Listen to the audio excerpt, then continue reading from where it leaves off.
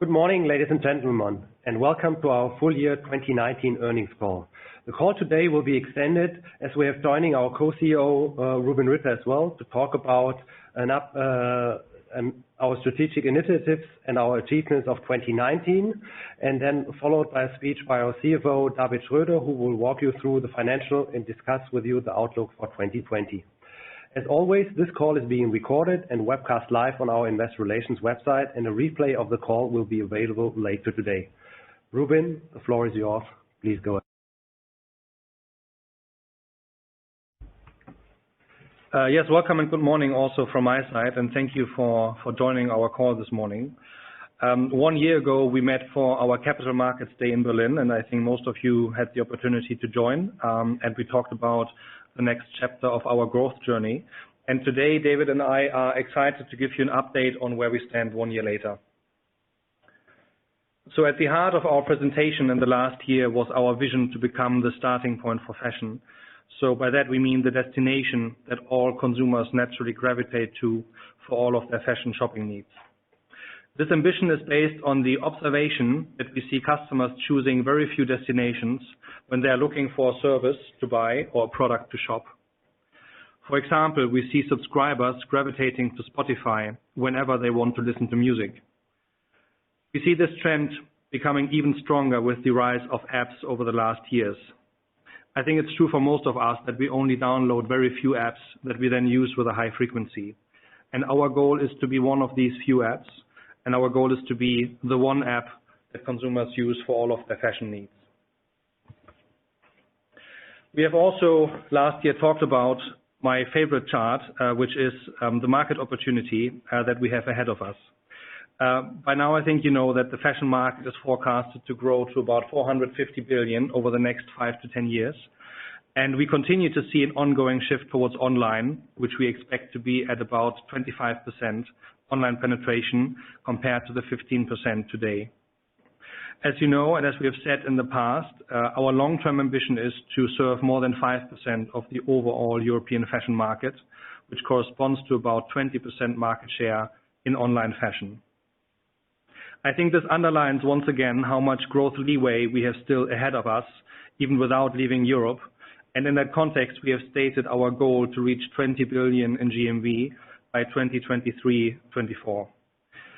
That aspiration is not without ambition, because it means we would essentially triple the company compared to 2018. I think this growth outlook is not only exciting to me, but to our entire team, because it underlines that we are still very much at the beginning of our growth journey. Some of us call us a large company if you use the measure of a 12-year-old company, but I think we are really a small company if you use the measure of the size of the opportunity that we are targeting. Now, over the last 12 months, I think we can really say that we have delivered on both our vision and our targets. So if we talk about our vision of being the starting point, we have been able to grow visits by an astonishing 33% to 4.2 billion visits in 2019, which once again underlines that Zalando is the biggest shopping street for fashion in Europe. I would like to emphasize that in absolute terms, we have grown more than 1 billion visits in just 1 year. I've just emphasized the strategic importance of the app business because the app helps us to build even deeper relationships with our customers. And our app business has grown 56% year over year to about 4 billion euros in GMV, which is about 50% of our business. And I think this 50% shows that the app, for us being not an app-only business, is already an incredibly strong number, but I think it also leaves additional leeway for future growth. If we look at our financial targets, David is going to give more detail later, but I would like to already point out the immense growth we have had on GMV, growing 24% to 8.2 billion. And also here with 1.6 billion in absolute growth in just 1 year, we have seen the highest absolute growth that we ever have been able to achieve in one single year.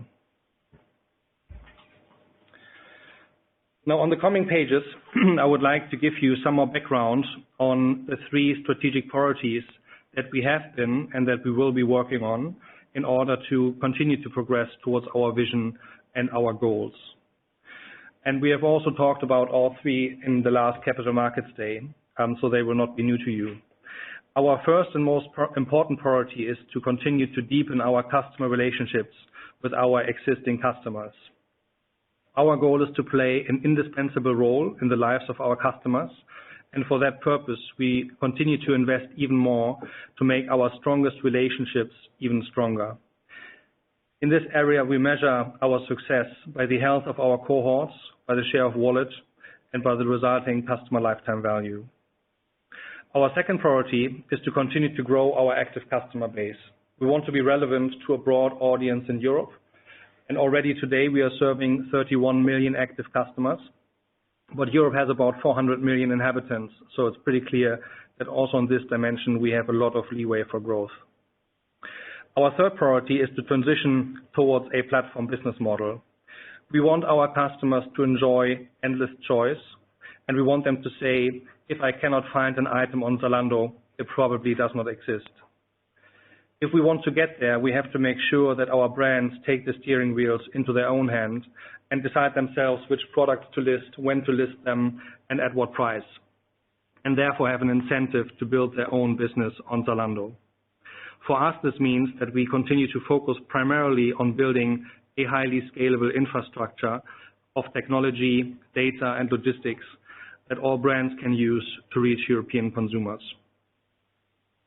Now, these three priorities can be looked at as separate initiatives, but of course the reality is that they are highly connected and highly interlinked. So if we manage to deepen our customer relationships, that will increase our CLV, which will make our active customer growth even more attractive. If we grow our active customer base more, we will be able to attract more brand partners and convert them even more successfully into a platform business model. And if we manage to do the platform transition well, we will strengthen our assortment, which again will help us to deepen customer relationships. Now, on the following pages, let's go through each one of these areas and talk about some examples and also some plans that we have for 2020. So starting with the first priority, I think it is interesting to revisit the cohort analysis that we have shared with you already a number of times. So this chart, maybe to start just again with the explanation, what it shows is the total GMV per cohort per order here. The light gray bar that you see at the bottom shows the gross merchandise volume from these cohorts that we had acquired before 2014, so before the chart starts. Staggered on top of that, you see the cohorts we have acquired in the years thereafter, and you see the revenues that they make over this time period. The GMV that they make over this time period, excuse me. So from this chart, what can we say about the health of our customer base and of our cohorts? So the first thing we can say is that the first year churn continues to come down. So that is the churn of customers not shopping again in the first 12 months after they have shopped at Zalando for the first time. Actually, we see that in the last 4 years, customer churn has come down by more than 6 percentage points. If you look at churn more closely overall, I think a 6 percentage points improvement is actually quite massive improvement, because typically you need to do a lot of work to even just achieve a 1 percentage point change in churn. And I think the work we have been doing over the last years on increasing our NPS, building additional tools for retention and building a stronger proposition really pay out in this regard. The second thing that we see is that the cohorts continue to grow over time. So after the cohorts have churned, like some customers have churned out in the first 12 months, after that the GMV of this cohort starts to grow again. And over the last years, the cohorts have been growing by about 5% per year on average. The third thing that we see, that for 2019, we would have grown our business even if we had not acquired a single new customer to the company. So if we just stay with our existing customers, the business would have grown regardless of any churn. The fourth thing that we see is that every new cohort is bigger than the previous cohort. So every new cohort that we acquire is bigger than the previous one. The only exception to that is 2016. And the last thing that continues to hold true is as we have shown on the Capital Markets Day, we continue to see that the customer segments with the highest spending continue to grow faster than the company overall, which also speaks to us to continue to deepen our customer relationships. So I think this really underlines once again that we are creating a very healthy customer base and that we are succeeding in building deeper customer relationships over time. So what we want to do to drive deeper relationships also going forward. One of our most important initiatives is really Zalando Plus. As you know, this program is targeted at customers that are willing to commit to Zalando by signing up to the program and paying an annual fee. And in return, we give them the best service that fashion e-commerce has to offer in terms of faster delivery, dedicated fashion advice, and exclusive assortment. In 2019, we have gained even further evidence that Plus helps us to build even healthier customer relationships. So we see that Plus customers are happier than the average, so their NPS is 4 points higher. We see that Plus customers have a higher engagement and higher frequency, so they visit us 70% more than the average customer. And we see that customers on Plus shop more. So actually they shop more than 3 times more than the average Zalando customer. So I think this underlines how powerful this tool is. So also in 2020, we will continue to focus on improving the quality of the benefits that we offer and also continue the international rollout.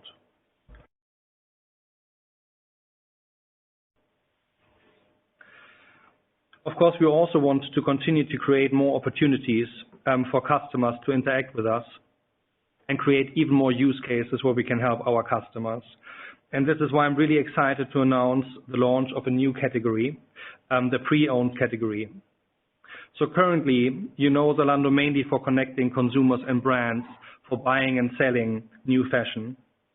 In the future, we also want to be known for connecting buyers and sellers of pre-owned fashion. This is actually an initiative we have been testing since 2018, so we already have gained 2 years of experience. And over that time period, we have bought back more than 1 million pre-used items from our customer base.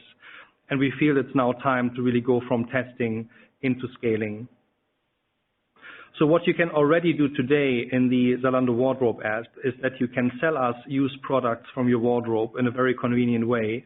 And in return for that, you will receive Zalando credits that you can redeem on our platform.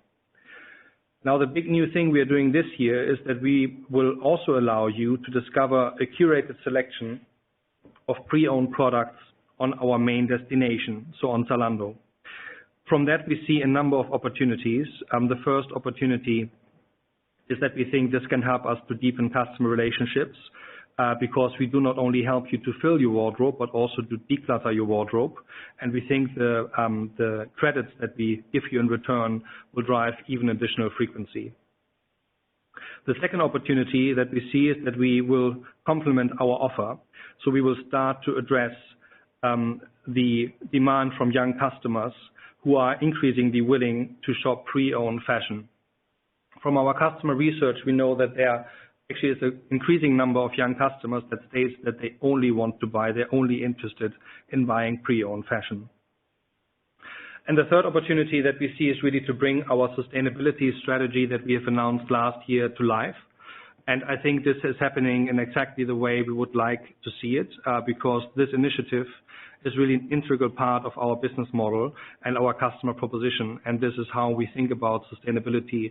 It should start to become a really integrated part of our business proposition. Now let's turn to the second priority I talked about, which is active customer growth. And here I think it makes sense to look back a couple of years. So what has been the development over the last years? We really have seen marketing as % of sales coming down very significantly since the IPO, from 13% at the time of IPO to 7% in 2018. And as you know, we have reinvested a good portion of that margin uptake into continuing to improve our proposition. And as a result of that, we have actually been able to improve customer KPIs and deepen customer relationships. So we saw NPS going up, and then we saw, as I explained, churn coming down, share of wallet going up, and as a result, also CLV developing positively. And this again has created an opportunity to actually think about if we should start to scale marketing again to make use of these improved customer KPIs. So in order to achieve this, you will remember that we executed a marketing change in 2018 where we reorganized our marketing. We upgraded to AI-based tooling. We worked on developing strategies to select more effective content for performance marketing. We introduced geo and audience-based testing and A/B testing to have a more accurate measure of our ROI. And on that basis, we have now increased our marketing spending quite substantially in 2019. So for the first time since the IPO, which I think for the first time since we started the company, marketing as % of sales has been going up. And as a result of that, we have seen extremely strong active customer growth in 2019. We have actually added 4.6 million additional active customers to our customer base. That's 1.2 million more growth compared to last year, or 36% more. And we have been able to achieve this with a reasonable payback period for the new customers. So I think this has been an incredibly successful initiative, but of course marketing is more a tactical tool. Of course we want to continue to grow our active customers by just building a stronger and stronger proposition. And that is what we will be also focused on in 2020. And in that context, I'm excited to announce 2 more initiatives that we want to launch this year.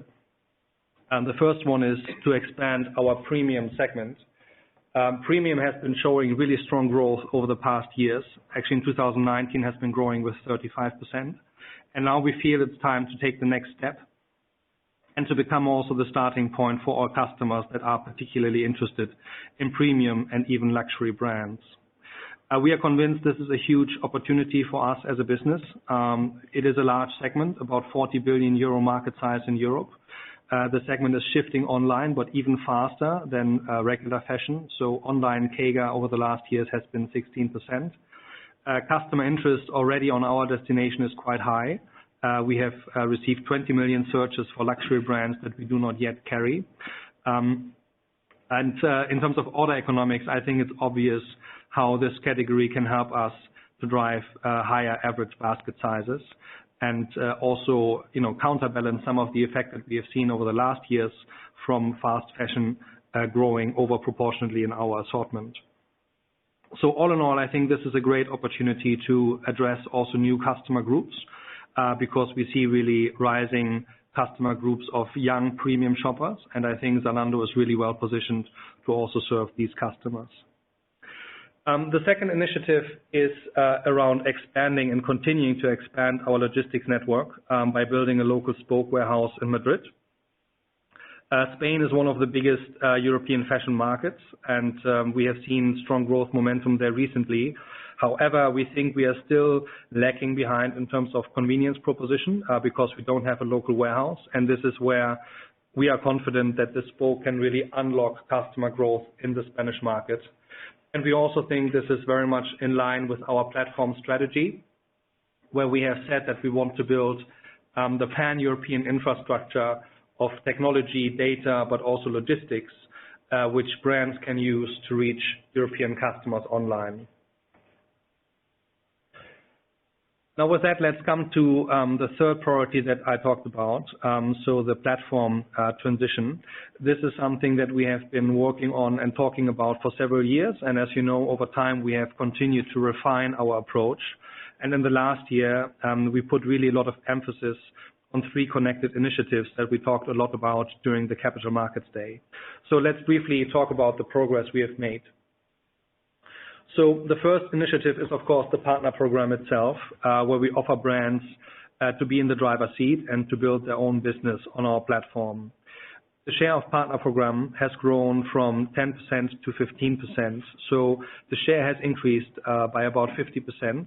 And of course, if you look at the underlying item growth and GMV growth of the partner program, it is of course substantially higher. So the partner program GMV has been growing more than 80% year over year. And I think this really puts us on the right trajectory towards our long-term aspiration of about 40% partner program share. The second initiative is ZFS. As you know, we offer our brands the service to use our logistics footprint, and this offers great economic advantages. We are often able to combine shipments and therefore save on the delivery fees, and this is really also key to reduce any adverse impact that the partner program has on our unit economics. So here we have seen extremely strong progress. The items that we have shipped through ZFS have grown 240%, and we have gotten in the fourth quarter to 40% volume share of the partner program. And here we are really significantly ahead of our rollout plan and on a great trajectory. On 2020, of course, we want to continue, and we are confident that this year we will see more than 50% of items being shipped via ZFS. Now, the third priority has been our media business, so ZMS. Here we offer our brands the opportunity to buy additional visibility and to acquire additional traffic on our platform. And we believe that this will be a very meaningful margin contributor for us in the long term. Also here we have seen extremely strong growth. Revenues of ZMS grew almost 120%. And the ZMS revenues now account for roughly 1% of our GMV. So we are well on track to our long-term ambition of about 3 to 4% of GMV.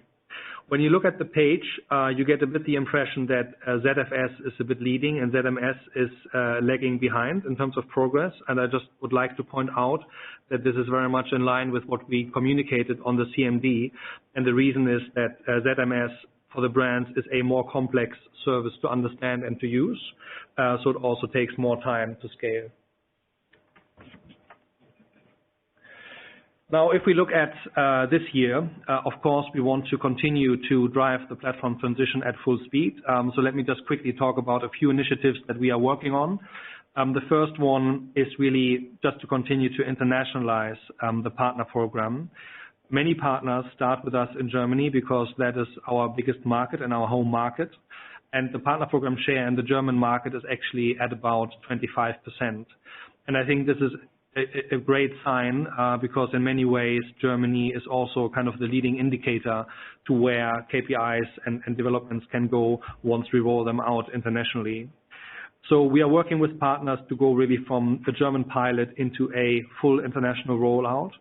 And I think this is a very clear and executable lever, and the success we have had in the last year, I think will help us to also accelerate this progress in this year. And also having ZFS growing in share will help us because it makes it operationally very easy for our brand partners to go international on the partner program.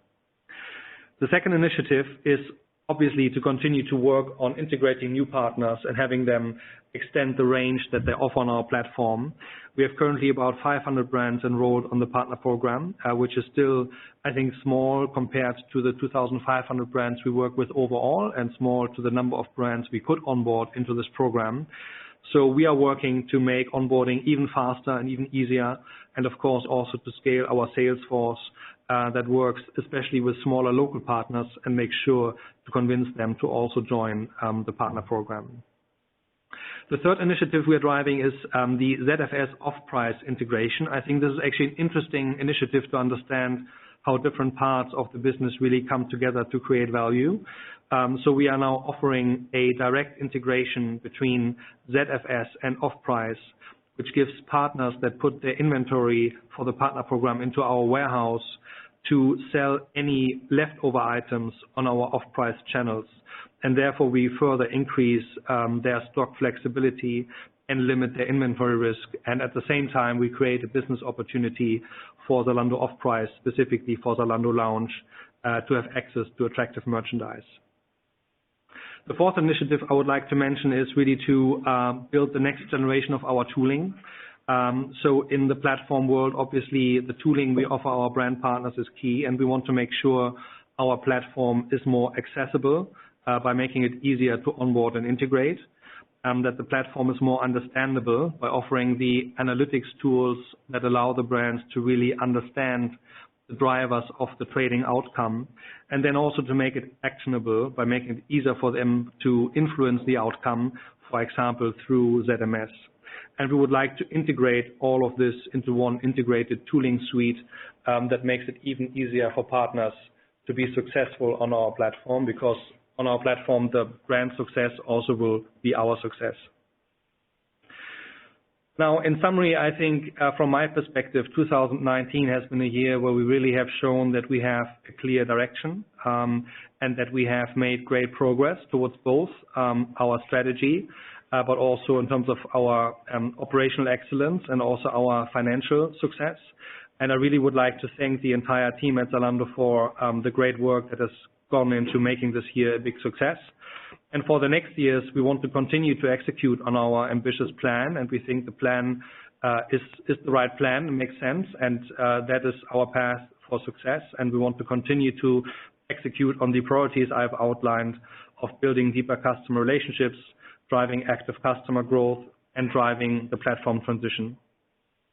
So, we continue to be excited about this opportunity to build the starting point for fashion, and to also build a European digital success story. And with that, I would like to hand over to David for the finance section. Thank you, Ruben, for this strategic update on our progress towards becoming the starting point for fashion and for sharing our priorities going forward. Let's now look back at 2019. We are particularly pleased to report that we were able to combine significant progress on our strategic agenda, as Ruben outlined, with strong financial results, which I'm going to comment on. You can see some of the highlights summarized on this page. Let me elaborate more on the details of our financial performance on the next few slides. First, I would like to dive deeper into our top-line performance. Group top-line growth was strong, with GMV growing by almost 24% to 8.2 billion euros in 2019. I would like to emphasize that we were able to accelerate our growth versus last year by 2.6 percentage points, driven by healthy demand across all markets and fueled by the attractiveness of our platform business for brands in particular. The partner program showed a very strong performance in 2019, especially in Q4, when partner program share reached 15% of fashion store GMV. This also explains to a large degree the gap of around 3 percentage points between GMV and revenue growth of around 20%. At the same time, our B2B services, Zalando Fulfillment Solutions and Zalando Marketing Services, contributed strongly to group revenue in 2019 already. Let's now look at the different segments. Our core segment, Fashion Store, saw 20% revenue growth in 2019. We are happy with the strong performance of our core sales channel overall. This is also true for the two regions, the DACH region and rest of Europe. DACH exhibited even higher growth than last year, so the growth is up +1 percentage point year over year, and rest of Europe continued to significantly outperform DACH by 6.9 percentage points. Our off-price segment recorded 33% revenue growth in 2019, and this development was mainly driven by strong performance in Germany and our younger market edition, Spain, Poland, and the latest edition in Q4 of last year, Czech Republic. In our other segments, we saw revenues decrease by 43% in 2019. This shouldn't come as a surprise to you. We've talked about it in recent earnings calls before.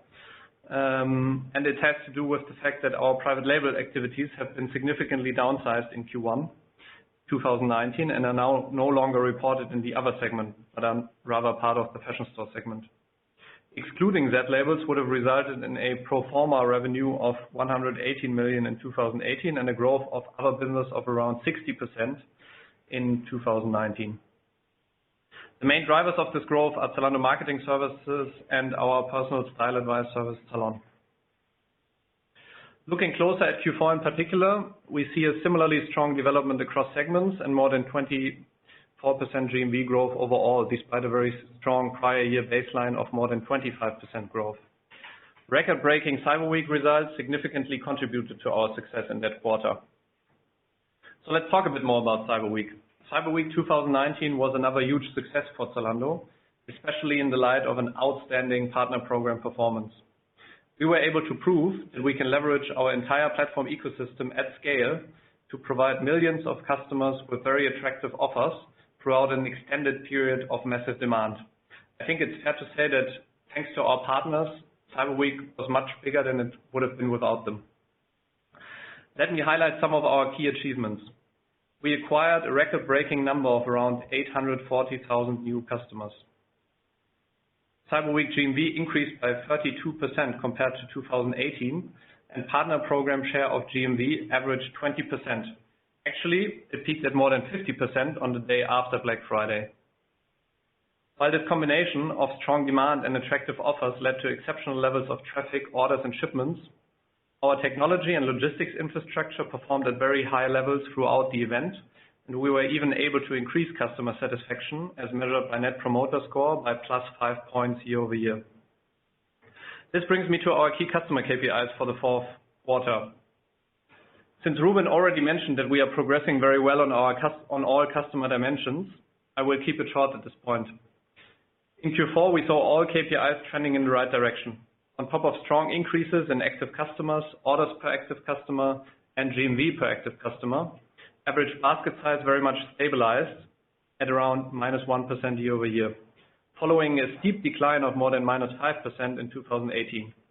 This can be largely attributed to the success of our continued order economics focus, in particular the rollout of our customer segmentation approach and the introduction of minimum order values across different markets. Let's now take a closer look at our profitability. We ended the year at the very top of our initial adjusted EBIT guidance of 175 to 225 million. That resulted in a relative increase of 30%, and in the rest of Europe, our margin for the full year remained around break-even, as we made deliberate over-proportional investments into local customer experience improvements and customer acquisition efforts to drive future growth and market share gains, particularly in Q4.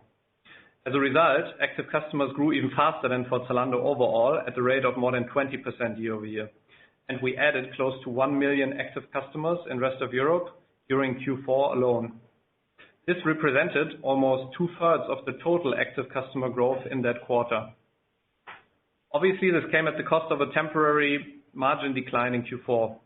We are convinced that these investments and the resulting strong growth in active customers will pay off in terms of strong and profitable growth in the future. Let me now give you some more color on the main effects that led to the positive development of profitability, both in absolute and relative terms this year. For 2019 overall, gross margin showed a recovery from last year's level, mainly due to a more normalized seasonal trading pattern, better buying conditions, and lower allowances for defective returns. In contrast, Q4 development was slightly negative due to higher price investments and special partner program incentives during Cyber Week, which allowed us to drive customer satisfaction and platform transition alike, and also to capture additional growth opportunities, particularly in the rest of Europe. Our fulfillment cost ratio improved year-over-year as a result of a higher level of utilization and therefore also higher efficiency across our logistics network, as well as a result of improved order economics. The Q4 development was in line with full year development. Q4 results clearly show that our fulfillment network works cost efficiently if fully utilized. In 2019, our marketing cost ratio increased year-over-year as we ramped up our customer acquisition and engagement investments supported by our new ROI-based marketing approach. The Q4 development was in line with the full year development and also in line with what we communicated during our Q3 earnings call. Last but not least, admin costs improved significantly as a result of increasing economies of scale, continuous process improvements, and ongoing cost efficiency measures, both on a yearly and on a quarterly level. These cost line developments altogether resulted in a 30% increase in adjusted EBIT in 2019. Let me also note that the switch to the new IFRS 16 accounting standard acted as a slight tailwind for profits, contributing around 7 million to our full year result. Before we move on, let me briefly use this opportunity to comment on the development of our net income as well. You probably have noticed that net income and earnings per share almost doubled year-over-year, equally driven by a notably higher EBIT as well as a significantly reduced effective tax rate, which came down from 52% in 2018 to 31% in 2019. This tax rate decline resulted from the recognition of unrecognized tax loss carry forwards in our foreign subsidiaries, higher income tax differences between subsidiaries and the group, and the full tax deductibility of our most recent stock-based compensation programs. Going forward, we expect a tax rate of about 32 to 34%, with continued positive effects for net income and cash flow. To conclude our section on 2019 financials, let us now also take a look at the development of our cash flow. Net working capital continued to be negative and even further improved year-over-year, with a higher increase in payables, plus 32% or plus 409 million, and in inventories and receivables. Net working capital continues to show a favorable trend. The over-proportional increase in payables can be attributed to preponed delivery of inventory to drive availability for our customers, higher marketing spending, and strong growth in our partner program. With regards to CapEx, we were almost spot on, spending 307 million euros versus the 300 million we had guided towards, as all key logistics and technology projects progressed as planned. Overall, our free cash flow in 2019 increased by 56 million euros from minus 14 million euros in the prior year period. Free cash flow is mainly positive due to IFRS 16 adoption, which led to a shift between operating and financing cash flow. As a result, our cash balance at the end of Q4 amounted to 977 million euros, roughly 20 million euros below last year's level. Let's now turn to the outlook as the last section of our presentation.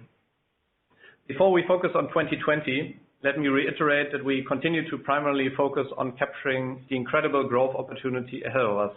Please think of Ruben's favorite slide.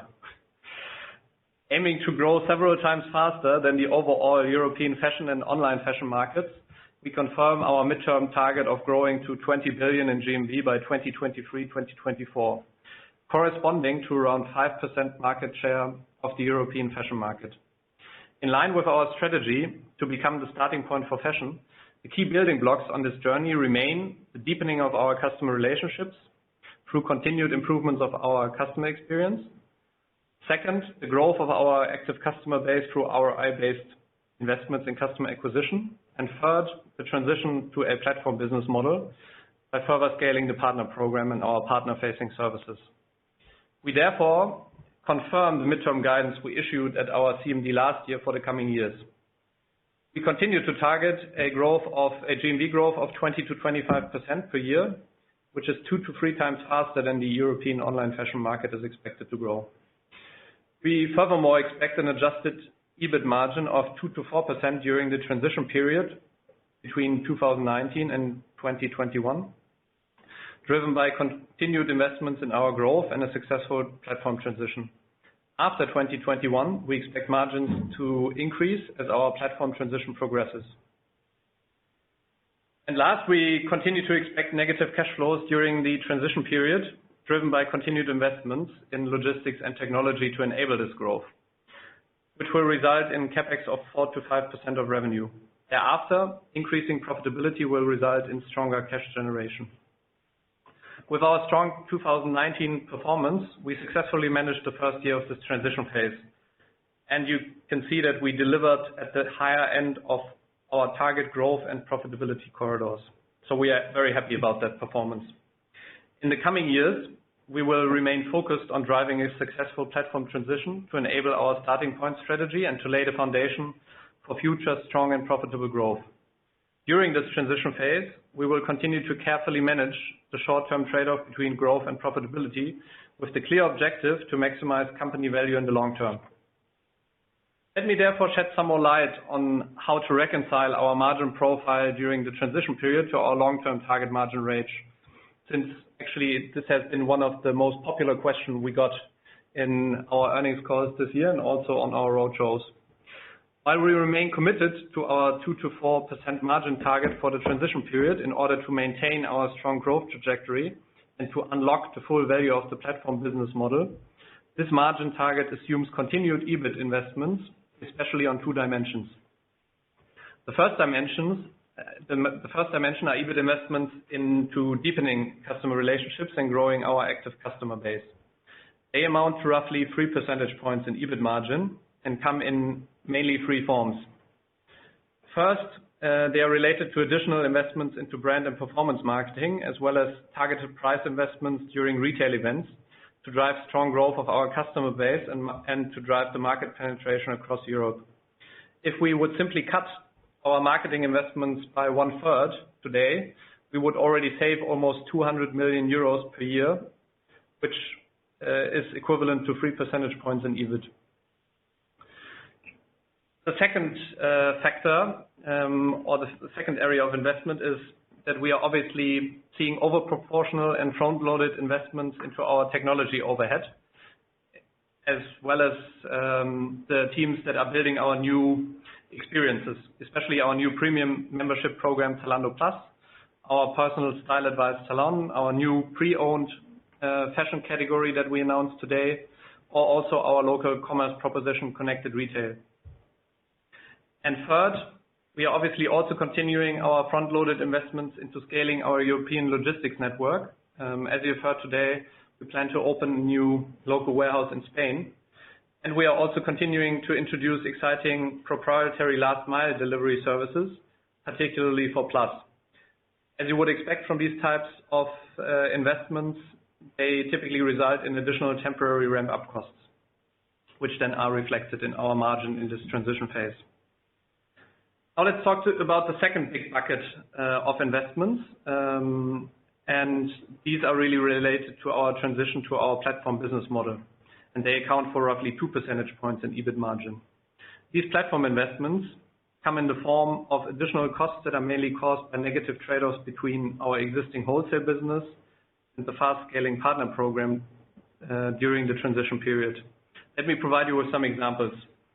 I think we've talked before, and you've also asked us about the adverse order economics effects of the partner program in the short term, which result from shipping items of the same order in multiple shipments, and which over time, as you know, we expect to mitigate by the increasing adoption of Zalando fulfillment solutions. The second example are potential temporary overstock challenges whenever partner program scales much faster than expected, given that our partner program is not 100% incremental and that wholesale budgets are not fully flexible in the very short term. And as a third example, I would like to talk about the overproportional and front-loaded overhead investments also in the teams that are building the whole partner experience. So the partner program, Zalando Fulfillment Solutions, and also our team running Zalando Marketing Services, since those are clearly necessary to enable a successful platform transition. If we were to adjust for these deliberate long-term investments of in some 5 percentage points EBIT margin, or around 350 million euros per year during this transition period, our pro forma margin would already amount to 7 to 9%. At the same time, we are convinced that these significant investments help us drive company value, since they enable us to grow 2 to 3 times faster than the online fashion market. For the European online fashion market, for example, Euromonitor currently forecasts a growth of 9% in 2020. This would imply that our growth investments are generating an above market relative growth of 6 to 11%, or an absolute growth opportunity of an additional 550 million euros per year. Considering our revenue multiples, this investment clearly yields an attractive return in terms of a higher company value. If we look even further beyond the transition period and consider a long-term target state where we can reap the full benefits of our platform model, we continue to target a margin in the range of 10 to 13%. The additional margin improvement is mainly driven by a growing partner program share and the resulting benefits from increasing high margin commission and service revenues, especially advertising income from ZMS. In order to capture the significant growth opportunity ahead of us and also reap the margin opportunities, we therefore continue to invest in order to maximize the long-term value of our company. With this in mind, let us now turn to our concrete outlook for this year, and let me specify how our midterm guidance will materialize in 2020. For growth, we expect to grow GMV by 20 to 25% and to add around 1.6 to 2 billion additional GMV, which would make it the biggest absolute growth we've ever achieved, driven by continued customer acquisition and the deepening of existing customer relationships. As communicated before, we expect revenue growth to trail GMV growth as a consequence of our progressing transition to platform and an increasing partner program share, resulting in revenue growth of 15 to 20% in 2020. The gap between GMV and revenue will most likely be smaller than in 2019 due to a stronger adoption of our partner-facing platform services, Zalando Fulfillment Solutions and Zalando Marketing Services. For profitability, we expect an adjusted EBIT of 225 to 275 million euros, which at the midpoint would imply a 10% growth in adjusted EBIT, despite continued investments into customer acquisition, customer experience improvements, as well as the platform transition, effectively laying the foundation of strong growth and market share gains in the future. Please also note that this EBIT guidance is in the upper half of the previously communicated range for the transition period. At the same time, we will obviously maintain our focus on driving efficiency gains, as well as on increasing the profit contribution from high-margin platform services. Talking about cash flow, we continue to expect slightly negative net working capital and CapEx of 330 million euros to fund our investments into logistics and technology, which are among the key enablers of our platform. As a percentage of revenue, CapEx would thereby continue to decline, driven by logistics network optimization and platform benefits.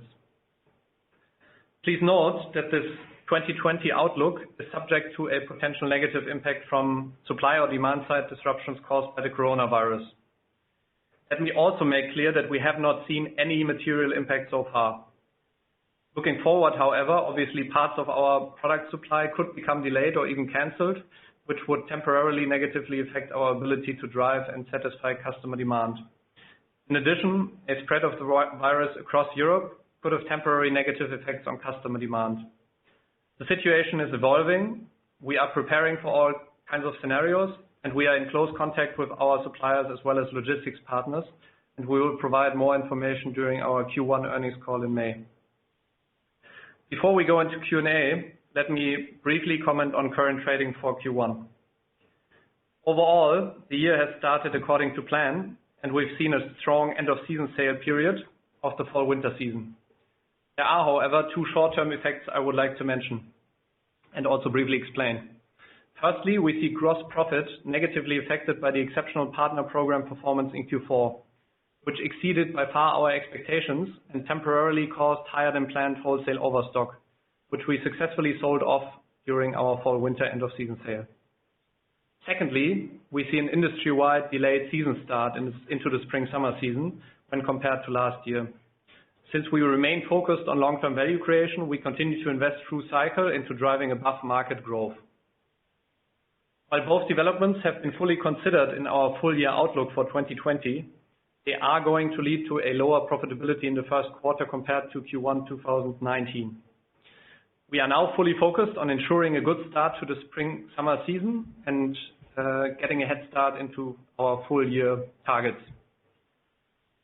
Looking further ahead, we believe that on the back of our strong performance in 2019 and based on the outlook for 2020 we just presented to you, we are well on track to reach the goals we've laid out for the coming years at our Capital Markets Day last year. To summarize, first goal is to become the starting point for fashion. We want the second to continue to capture market share and to show strong growth at solid profitability, while we execute on our platform strategy and invest into attractive opportunities for long-term value creation. That concludes our presentation. Let's now go into Q&A. And the first question we've received is from Anisha Sherman of Bernstein. Please go ahead. Your line is now open. Hi, good morning. My question is about the luxury platform. There have been some reports last month that Amazon is building a luxury platform in the US and Europe, which sounds very similar to what you've outlined today. Would you say that this is a defensive move on your part to gain traction with those premium brand partnerships and premium customers ahead of Amazon? And do you think Zalando can gain more traction in this segment than Amazon, and why? And then my second question is, what is your weighted average commission rate today on partner program, and do you expect to move into luxury to provide some upside in the take rate for the next couple of years? Thank you. Sure. Let me maybe comment on the first question, and then David can speak on the second question. So expanding and doubling down on our premium category really, I think, is a very logical step if we look at the success we have had in the last years. I mentioned that in 2019, the premium category grew 35%, and it's already at a very significant scale. So we just see a lot of tailwind. We also see a lot of interest from brands to join our platform that are more at the higher end of the premium segment, and also some brand from the luxury segment. So I think this is where it is a logical step for us to move into this direction. Also, we see, if you look at premium and luxury overall, that I think the sort of traditional customer segments that have been active in shopping these products is probably more declining, whereas the segment of younger customers that also start to purchase these products is really emerging. And this is exactly the audience that Zalando is targeting and that Zalando is popular in. So I think this is a logical step for us. I think when we compare to Amazon, I think all the differentiators that we also see in fashion apply, but I think they apply in an even more pronounced way, because particularly for customers that are spending very high price points for very unique items, obviously to them the whole fashion experience is even more important. And this is, as you know, where we really differentiate from Amazon. So I would expect our advantage in the fashion space towards Amazon to be even more pronounced for premium and luxury. Right, and let me take your question on the commission rate. I think as we already explained during our Q3 earnings call, we recently adjusted our commission rate table. It ranges from 5% at the very low end for low price, high return rate categories, all the way to 25% for high price, low return rate categories. And I think it's safe to assume that our average commission rate is around the midpoint of that range. As you already pointed out in your own question, however, this is only part of the total take rate we get from partners, because what you can actually put on top is the take rate we get from them adopting Zalando Fulfillment Solutions and also Zalando Marketing Services. And as Ruben has outlined in the presentation we gave earlier, we actually see a stronger and stronger adoption of these services, which will allow us to increase the take rate over time.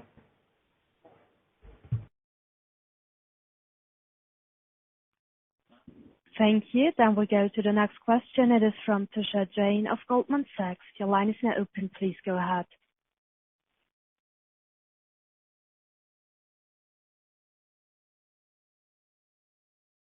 Just wondering if you can elaborate, is there a possibility of you going into a loss in 2020 given the incremental step in the investments, and when do you see sort of a margin reflecting in rest of Europe segment? And second, just a clarification, the pre-owned initiative that you're doing, is it a marketplace business model or an inventory owned for you? And what is the sort of a long-term EBIT margin you're expecting in that particular segment? Thank you.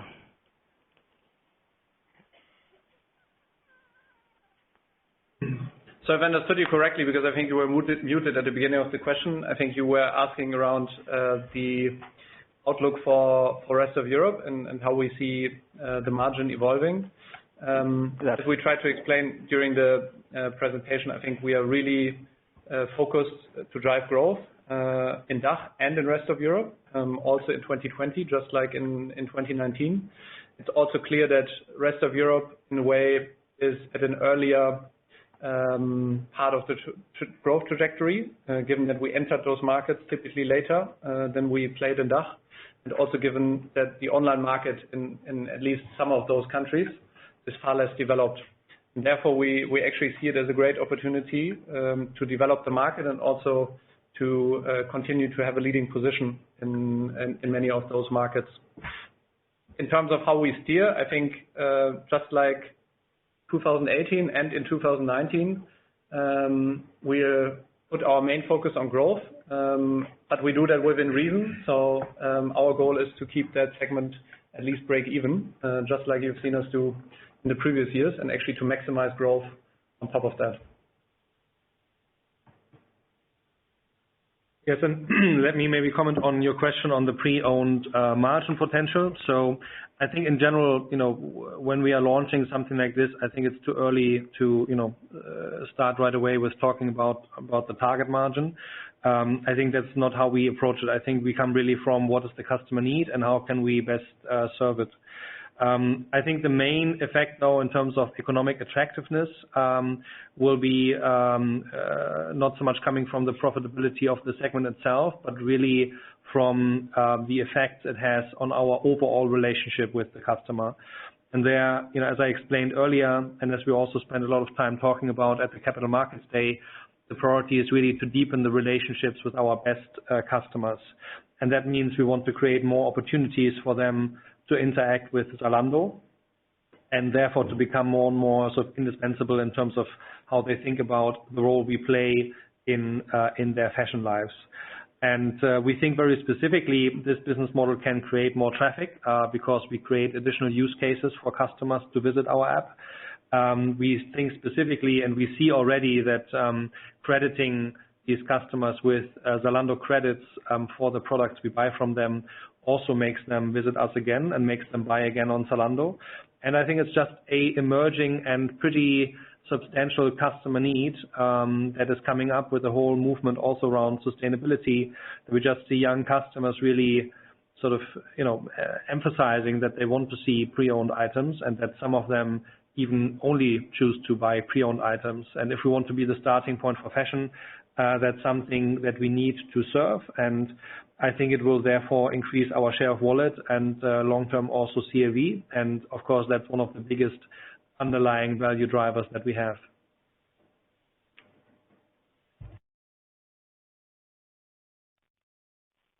Thank you. The next question is from Rocco Strauss of Arete Research. Your line is now open. Please go ahead. Yes, good morning, and thanks for taking my questions.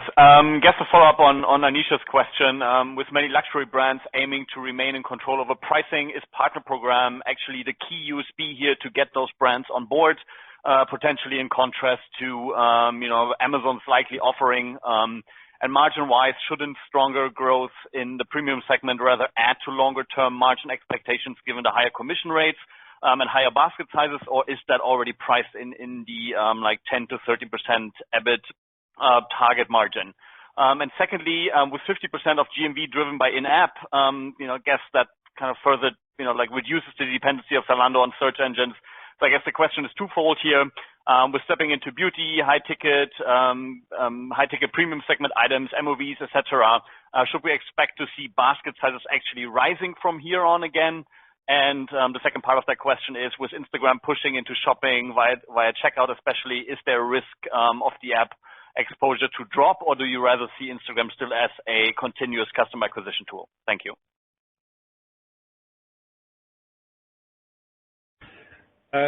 Sure. So let me maybe comment on your first and the third question, and then David will comment on your second question on basket sizes.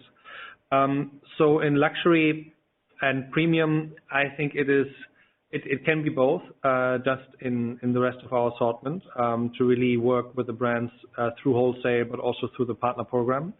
And obviously, by having these different tools in the toolbox, we want to make sure that we find the right way to collaborate with all of the brands, because obviously they also have different preferences in terms of how big their trading abilities are, how much risk they want to take, and that we are prepared to work in different forms with them. Obviously in premium and also luxury, the pricing piece is important. So that makes the partner program very attractive in the segment. On the other hand, I think that brands also know that we have not the track record of being the drivers of discounting and going for highly discounted sales, but really we want to help the brands to create a on-price destination where customers come not primarily for the discount, but really for the quality of product and service. In terms of long-term profitability, yes, I think premium luxury has high attractiveness because baskets are high, and that also has a positive impact on profitability. But I think for us, that doesn't mean that we change our long-term model, but obviously this can be one of the tools to really increase the profitability potential of the company over time. Maybe quickly on your third question. So the app has a really high strategic focus for us, specifically because we think that can create really this destination that creates a habit for customers and that creates very high repeat rates. And when we look at the underlying KPIs of the app, you already mentioned it makes up about 50% of our business. I mentioned it's growing with 56% year over year. So there's a lot of future potential, but also underlying that we see that customers that use the app are visiting our site more than 2 times as much as the average customer, and that customers that use the app have significantly more product views than the average customer.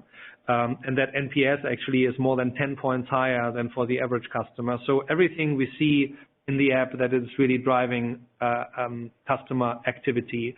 And I think that also speaks to the defensiveness of that position, because obviously those customers come directly to Zalando and also have significantly lower acquisition costs in terms of driving daily and weekly traffic to the app. Instagram, of course, is also a credible destination, but of course much more on the inspirational side and much less on the commerce side. And I think it also remains to be seen if they really can build a destination that can be both, like all the inspiration, but then also the place where I shop. I think those are really ultimately 2 very different customer use cases. So we are very confident that with building a strong app destination ourselves, we are building a defensible position, but we are also cooperating with social networks to really, be part of those experiments and also, be part of offering our brands the service to access social commerce. And then to close with the answer to your basket size question, of course, you're right to point out that a higher share of premium items directionally leads to a higher basket. But at the same time, I think we also talk today about pre-owned fashion items. We talk about beauty items, which typically have a lower than average item value. And therefore, in the mix, we actually expect that the basket size will remain pretty stable going forward. So we are not expecting the type of decline we've seen in the past. We actually think it's going to be stable. And the main driver to drive GMV per customer is going to be frequency. And obviously the frequency is going to be largely influenced by many of the things Ruben just mentioned. So the app is a key frequency driver, Plus is a key frequency driver, pre-owned will be a key frequency driver, and therefore we have a good range of drivers to increase GMV per active customer overall, and that's really our main goal, to have an even deeper customer relationship and to have a higher CLV, not just a higher basket size.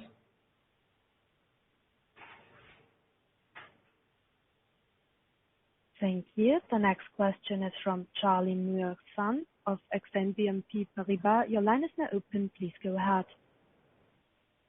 Morning. Thank you for taking my questions. I have just 2. The first one just relates to the profitability of the DACH and the rest of Europe segments within the fashion store.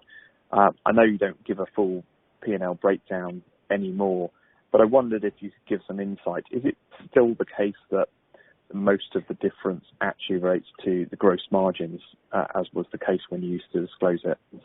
And then my second question relates to Kicks. I see that you have some assets held for sale. I wondered whether you could just clarify, are you selling the entire Kicks business? And if so, what was the profit contribution in the last financial year? And is that in or excluded from adjusted EBIT? Thank you.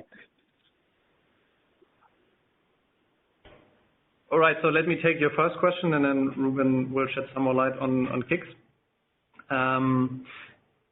With regards to the profitability, I mean, maybe before we talk about that, let's also recognize that rest of Europe actually outgrows DACH by 6 to 7 percentage points.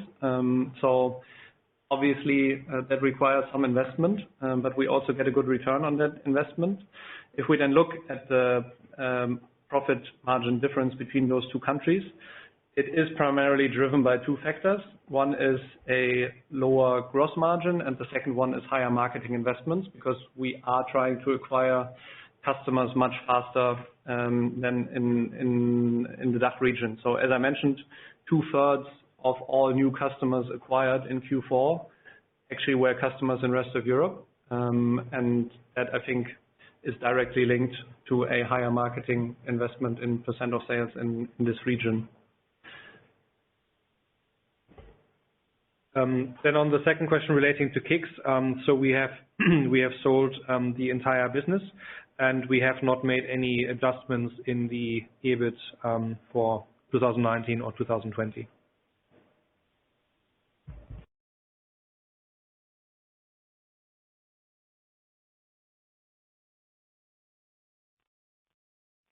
Thank you. Then we go to the next question. It is from Andrew Ross of Barclays. Please go ahead. Your line is now open.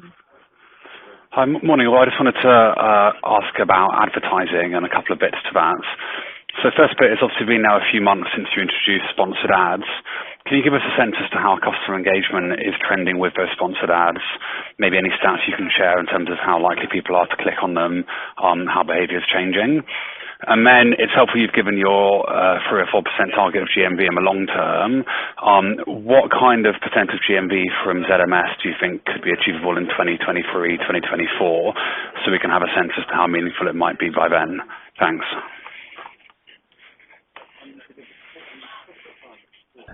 Yeah, so I'm happy to take both of these questions. As you rightly point out, I think the key growth driver for ZMS last year has primarily been our successful product listing ads. Don't forget, we also offer branding opportunities for brands, and I think long term we also see a high potential in these types of formats, and we also see a rising interest of brands in these types of formats, especially during times like the season start, or where they want to present new collections or feature specific product launches.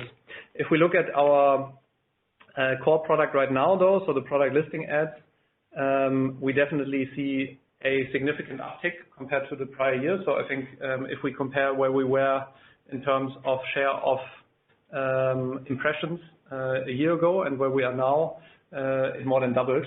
And I think that really shows you that we do not only see interest from brands, but we also see this influencing and also going well with the consumer experience. And this is obviously key for us because on the one hand, you could think about obviously leveraging that even more and scaling it even faster. But at the same time, we are very mindful that in the end, the most important thing is relevancy for customers. And that's why we think it's great that we can show that we can do both hand in hand, have great engagement on the customer side and at the same time grow our advertising business. And this is something we also expect to continue to do going forward. As you know, long term, we have a target of 3 to 4% of GMV for our advertising business. This is not the target for 2023-24, but I think it's fair to assume that we'll be quite a bit along the journey already, and it will for sure be much higher than the 1% you see for 2019.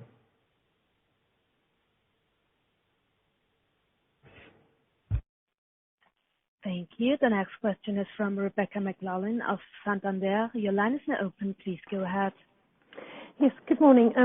Just vis-a-vis your comment about the first quarter 2020 and the inventory markdown in wholesale, how do you anticipate sort of managing that situation going forward and sort of balancing the growth in the partners program and wholesale inventory needs, etc.? Yeah, great question. Maybe this is also an opportunity to provide you with some more context and also remind you of the things that happened over the course of last year.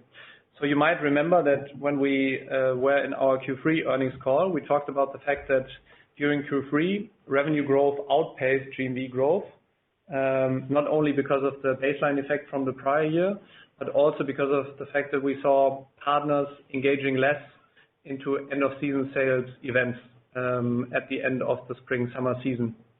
And as you know, it's our clear goal to be successful with our platform transition to make sure that they are engaged throughout the year and also contribute and help to offer our customers great deals during periods like Cyber Week or end-of-season sale. However, coming from this Q3 experience, we obviously wanted to make sure that we have the right offer for our customers and also have all the inventory we need to ensure sustained fast-paced growth. And therefore, we actually decided deliberately to increase our inventory position in wholesale to have a great offer for the most important period of the year. What then happened was obviously great, but in a way also unexpected, because we saw partners finally engaging much more than they ever had before into providing great offers to our customers during Cyber Week, during Christmas sales, and now also during end of season sales in January and February this year. And this is something that we also drove very deliberately with specifically two measures. One measure was what we call price-based merchant selection. It essentially creates the type of competition you would expect from a large-scale e-commerce platform. Because what it does during sales periods in particular is that the merchant who offers the best price on a given product is able to list that product and sell it to consumers. And this obviously helped many partners, especially also retailers, to put great offers out towards consumers. The second thing we did is we provided partners with a special incentive on their commission rates, because we obviously know that giving high discounts to consumers and then paying 25% commission in some cases might be tough. So therefore we gave them a special incentive of a lower commission, which obviously was tied to a certain growth assumption, which then also materialized. So I think overall we are very happy with what we saw in Q4. And the short-term impact that related to this is obviously that we were slightly overstocked and then sold our inventory in January. I think long-term we actually think it's a great thing, because long-term it means that we can count on partners to actually present a great offer and to drive our growth. And short-term, we'll obviously continue to manage our inventory position closely, and also make sure that we are prudent in our overall inventory management approach.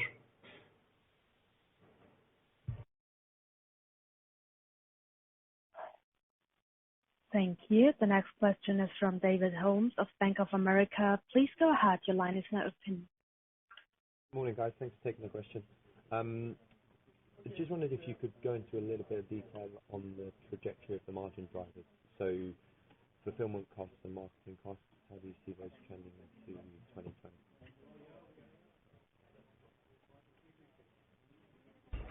Yeah, so I think there, since the overall margin is rather flat, I think the story is also rather simple. We expect slight improvements in our gross margin and in our admin cost line, driven by scale effects, driven by also an increasing share of our platform business, and driven by continued focus on efficiency. And we see slightly higher marketing costs and slightly higher fulfillment costs, driven by our efforts to acquire more customers and keep growth at a very high level, and also driven by our continued investments in customer experience, particularly for Plus customers.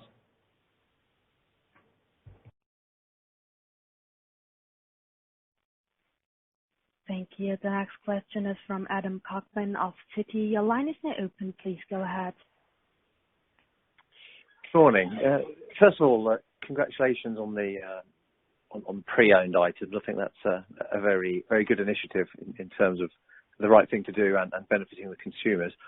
The two questions, really, when you've given your guidance previously of the 10 to 13% margin, you've split it down into the wholesale and the partner program, with the wholesale at 6 to 8 and partner program at 20 to 25% as a target margin.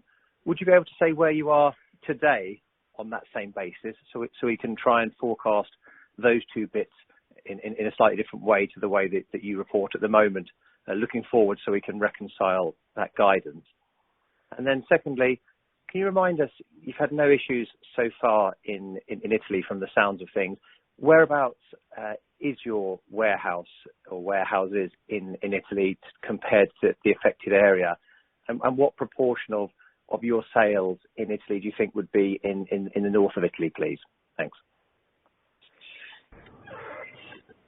Right. So on your first question, I'm afraid I won't be able to provide much more color.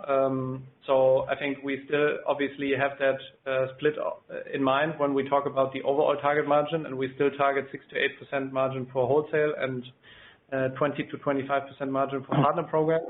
What I can tell you, however, is that if you look at all the components of our partner-facing business, so partner program, ZMS and ZFS, that combined margin is already higher than the margin we have in wholesale today. So it's no longer margin dilutive as it used to be in the very early days of the program. But we are obviously also not yet at the level of 20 to 25%. And I think we talked earlier on the call about how we will be able to increase take rate over time to get there. On Italy, yes, it's right. As I said, overall, there's no impact on the business yet related to the coronavirus. In Italy in particular, our logistics sites are situated in the north, one in Stradella, that's the main one we use right now, and a future one in Verona, which is supposed to go live over the course of this year and also ramp up over the course of this year, but it's not contributing major volume at the moment. Both sites are neither in the red or yellow zones as identified by the Italian government, so they are not affected by the current cases in Italy. And even if they were, the network over there only represents around 5 to 6% of overall outbound capacity, and we would be easily able to compensate any loss with the rest of our network. I think that's also the big advantage of having such an extensive network. It's by now more than 10 sites. They are in more than 5 different countries. And therefore, I think it's fair to say that we are very resilient when certain cases pop up in different countries.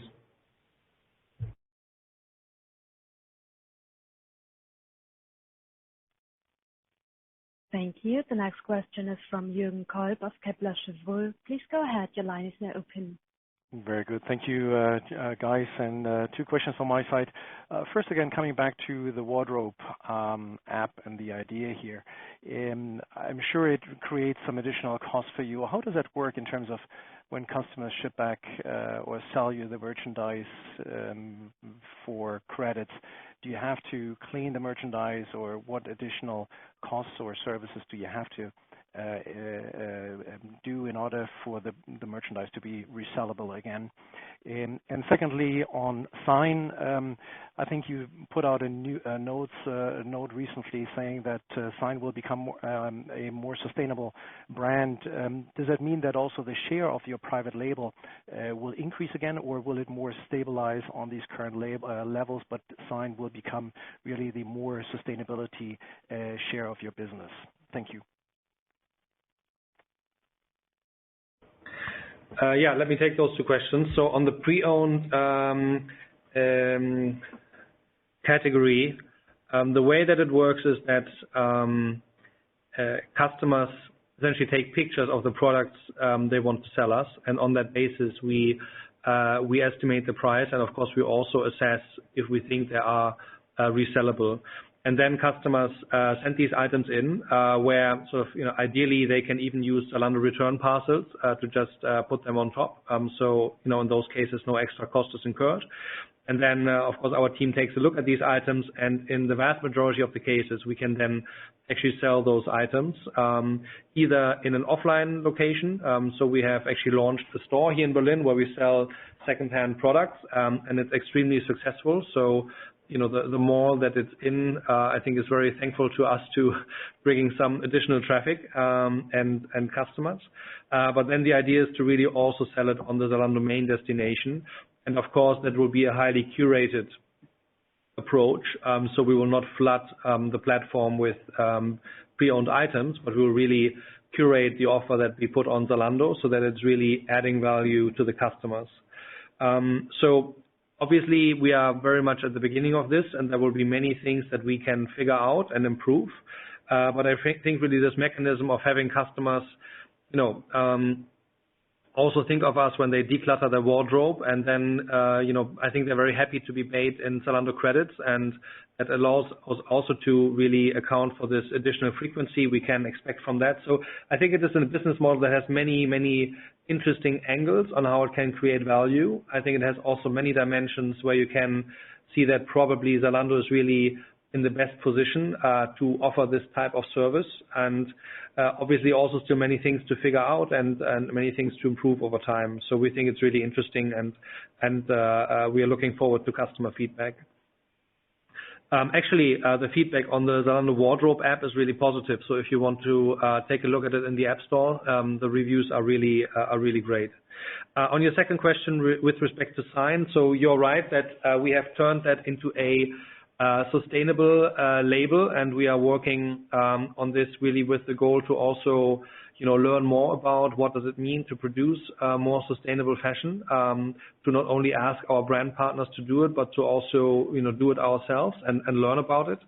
And I wouldn't expect that it dramatically changes the private label share, but I think it can be a really interesting product for customers, and it can also be a really good learning opportunity for ourselves.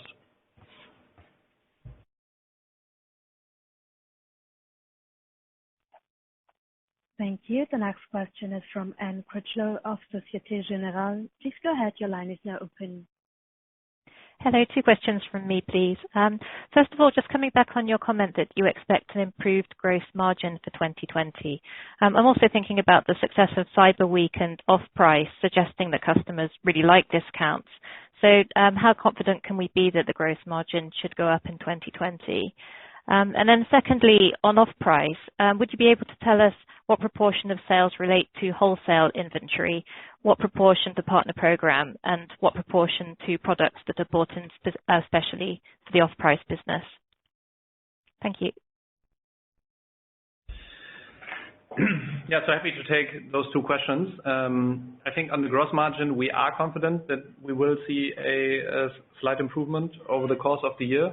I think what makes us confident is that we definitely see scale effects, better buying conditions, for example, and that we obviously also see an increasing effect from the platform transition. What we did factor in our plan, obviously, is that we also want to play a successful Cyber Week in 2020, so this won't come as a surprise, and it is fully part of our outlook. Relating to your off-price question, I think it's important to understand that off-price is actually not a platform business as such. 100% of the sales that we do there are based on own inventory. It is, however, also true, and I think we tried to explain that earlier, that now we've built a connection between Zalando Fulfillment Solutions and off-price, leveraging the full power of the platform for our partners. When partners do that, however, they effectively sell their leftover inventory to off-price, and then it becomes wholesale business for off-price as a result.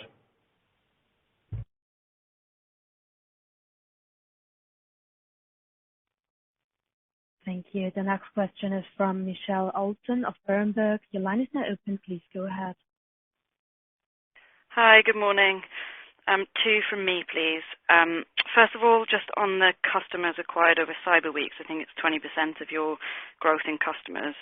I guess they were incentivized through price investment and marketing. How do we get comfortable that those cohorts will show similar economics to the rest of the customer cohort? And then secondly, just a clarification point on the commission rates that you mentioned earlier. You talked about a 5 to 25% range. Is that gross commission, or is that commission net of any volume rebates? And if it's net, can you give us an indication of the quantification of volume rebates that you're paying out and where they're recorded on the P&L? Sure. So let me start with the first question, and then David can take the second question. So on the customers acquired during Cyber Week, of course, we have a lot of data from the previous Cyber Weeks. And whenever we plan, the next Cyber Week and our activities around discounting, and then, of course, also customer acquisition, we take that data into account. And Cyber Week is no exclusion from the rule that we take, I think, very rational decisions when it comes to customer acquisition, and that we look at lifetime value and how it corresponds to customer acquisition cost. And we actually have seen in the last years that also the cohorts of customers we have acquired during Cyber Week have shown KPIs in the following years that are very similar to other cohorts. So even though they are acquired obviously at a date where discounts play a big role and you can make a great bargain, that doesn't mean that they are significantly worse customers than the ones that we acquire on other dates. So I think that actually also has been a reason for us to really lean in on Cyber Week and use it as a customer acquisition opportunity because we have seen it has added value to the customer base also in the past. And then let me take your question on commission rates. The values I mentioned, so the range 5 to 25%, those are gross commission rates. They are all booked in our cost of sales and in the end influence our gross profit. What is not reflected in those rates is special discounts for events like Cyber Week. But what I can say is that outside of Cyber Week, these discounts are very, very small, so they don't materially impact the net commission rate that we get.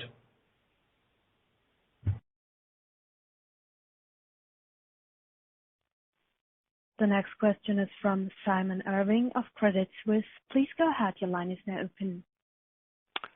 Morning all. Just one quick question. Can you just give us an update on the percentage of volumes these days that are going through 1 day, 2 day and longer delivery?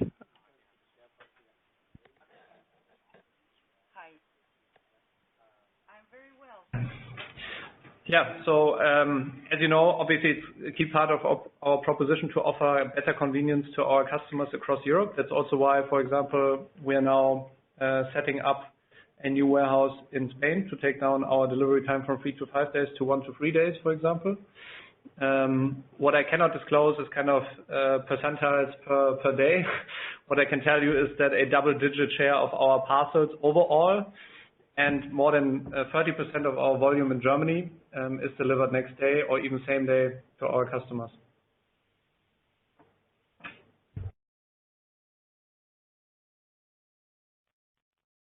Thank you. The next question is from Tobias Zittig of MainFirst Bank. Please go ahead. Your line is now open. Yes, thanks for taking my questions. 3, if I may. Firstly, on the partner program fee restructuring, can you elaborate a little bit on how that worked, whether there are any negative repercussions in terms of partner losses, how that's been taken on? Secondly, your Dutch supplier, PostNL, they said they've seen a slowdown in fashion growth since the beginning of the second half of last year, saying the market was more mature. Is that something you also see in Dutch market or on other markets? And lastly, if you can you comment on the competitive landscape, whether there are any guys you see more often than you thought you would or less often than you thought you would? About You says they grew 60%, so they seem to be up and coming there. So anything you can share there? Thank you. Yeah, so I think overall we were very happy with how the rollout of our new commission table went, given that for some partners it actually meant significant increases in some cases, because the upper end of the range was extended to 25%, whereas before I think most of them had been more around the midpoint of that range.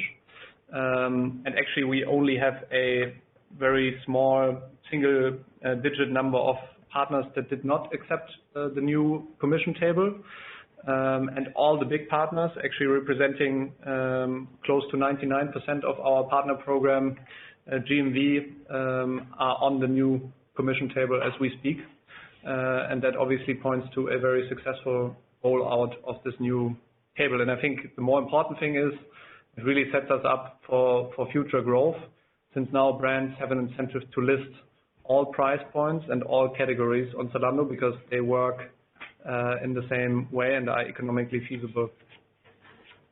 And then on your question relating to the Netherlands, as you know, we don't really disclose individual market data, but I definitely cannot confirm an overall slowdown of the fashion market, because as you can see from our growth rates that we reported today and also that we project going forward, we feel very confident that we can grow, and we also see in many cases, especially in those lesser developed markets, not Netherlands, but some others in Europe, that we can even help to accelerate the market growth.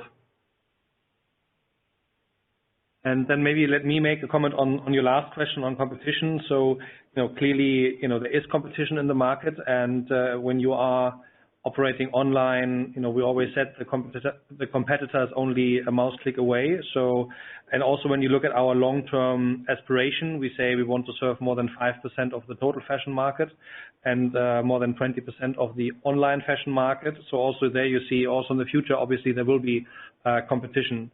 However, I think when we look at 2019, I think we have shown once again in a very strong way how massively we grow also compared to competitors.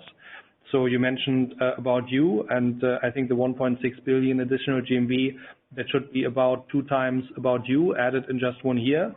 I think it's also roughly 1/2 of ASOS added in just 1 year. So I think these numbers really speak for themselves.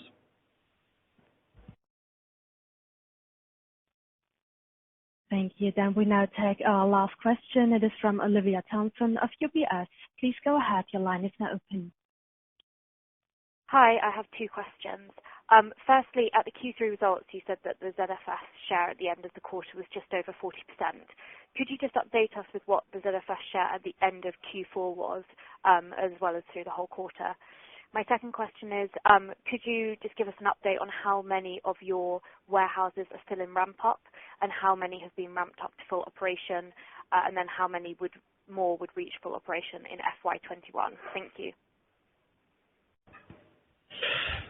All right, so if we look at ZFS, I think the share at the end of Q4 is still around 40%, and there's a specific reason to that. Obviously, in preparation for Q4, we made sure that we onboard all partners to ZFS ahead of Q4, and then we don't do major supply chain changes at peak time.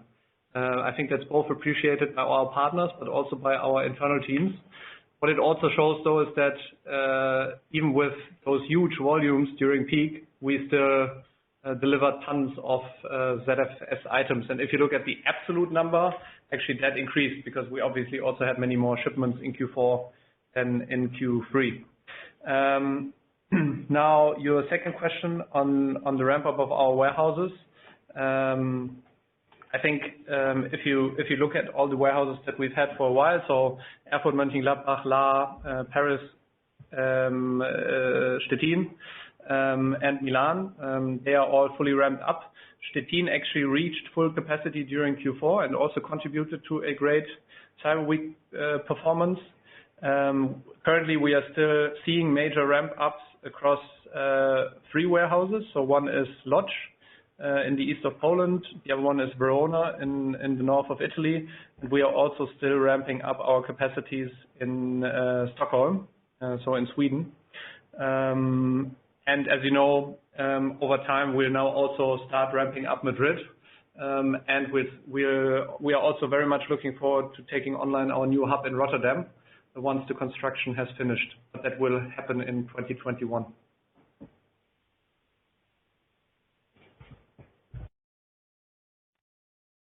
Thank you very much. As we have no further questions, I would like to hand back to Patrick Kofler for some closing remarks.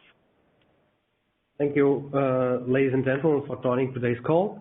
We hope you learned a lot, and we are open for any questions you may have in the course of the day or the next days, and happy to see you in the next weeks. Thank you. Bye-bye.